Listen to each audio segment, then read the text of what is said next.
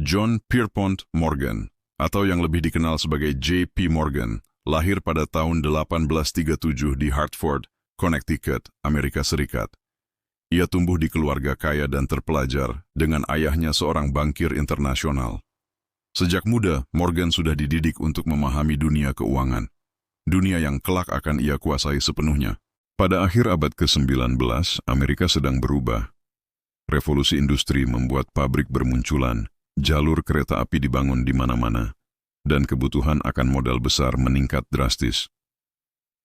Di tengah kekacauan ekonomi dan persaingan sengit, J.P. Morgan muncul sebagai sosok yang mampu mengendalikan semuanya dengan satu hal, kepercayaan.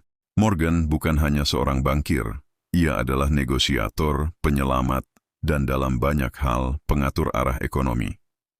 Pada tahun 1907, Amerika Serikat menghadapi krisis keuangan parah. Banyak bank dan perusahaan diambang kehancuran. Namun, ketika pemerintah belum memiliki lembaga seperti Bank Sentral, J.P. Morgan lah yang turun tangan. Ia memanggil para bankir besar ke rumahnya di New York, menenangkan pasar dan menggunakan kekayaannya sendiri untuk menalangi lembaga-lembaga yang nyaris bangkrut. Langkah itu menyelamatkan perekonomian Amerika dari kejatuhan total.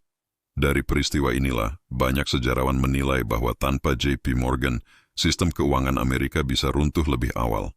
Selain menyelamatkan ekonomi, Morgan juga berperan besar dalam membentuk raksasa industri. Ia mendanai Thomas Edison dan menjadi salah satu pendiri General Electric, perusahaan yang sampai kini masih berdiri.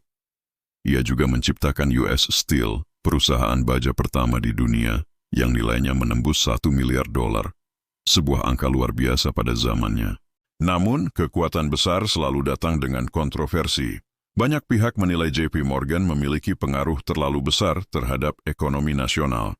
Pemerintah akhirnya membatasi kekuasaan finansial para konglomerat lewat undang-undang anti-monopoli untuk mencegah satu orang mengendalikan pasar.